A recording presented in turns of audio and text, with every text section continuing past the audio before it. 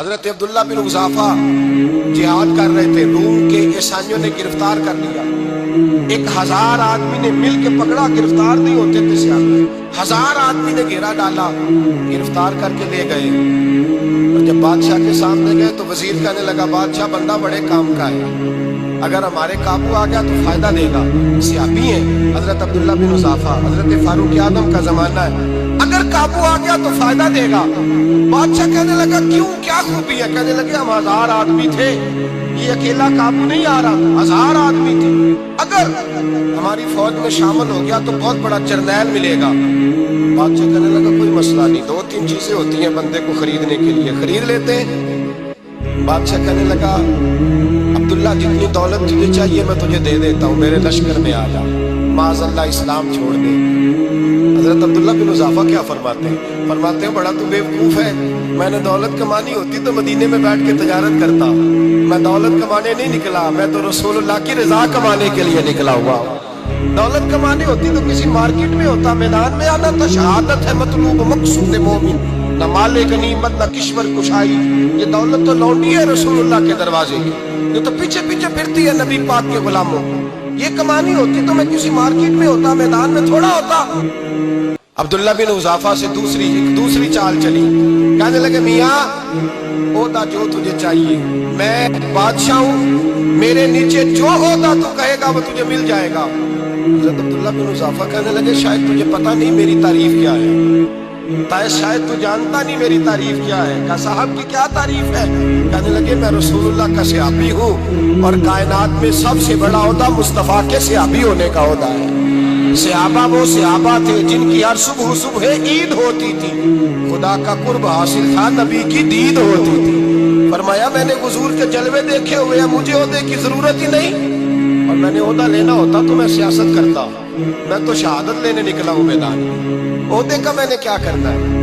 اب بادشاہ کہنے لگا اسے قتل کر دو، وزیر کہنے لگا نہیں، ایک بات اور ہے، مجھے ایک چال اور چلنے دو۔ کہا وہ کیا؟ کہنے لگے میری بیٹی بڑی خوبصورت ہے، مجھے موقع دو، اپنی ہی بیٹی کو سجا بنا کے، وہ جوان جس کی جوانی اتنی بڑی ہے کہ 1000 آدمی مقابلے میں کھڑا نہیں ہوتا، اس جوان کے کمرے میں رات کی تنہائی میں بنا سوار کی بی بی کو بھیجا۔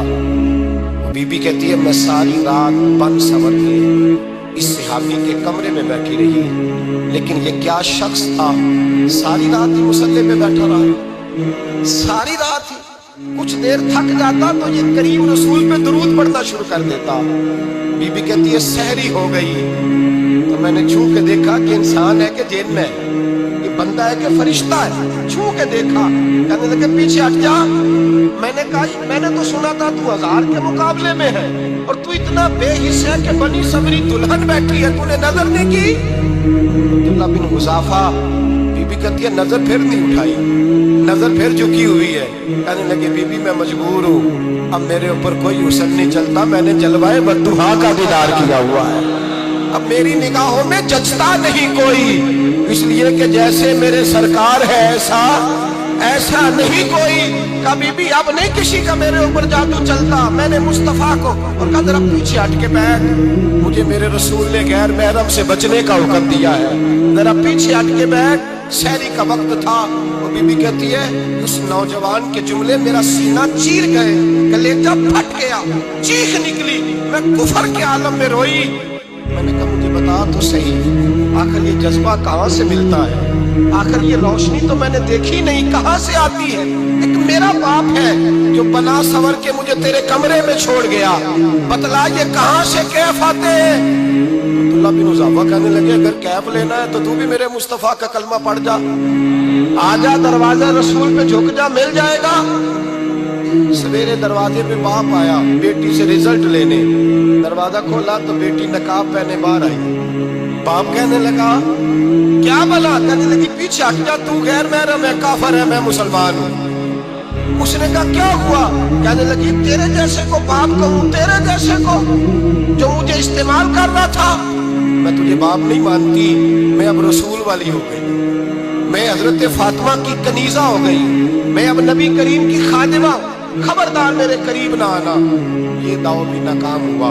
अब हजरत अब्दुल्ला बिन हुज़ाफा के सामने मौत खड़ी की, एक कड़ा में तेल गर्म किया, कहने लगे तुझे इसमें जलाया जाएगा। हजरत अब्दुल्ला बिन हुज़ाफा रज़ी अल्लाह ताला अन्हु जब जलने के करीब हुए तो रोने लगे।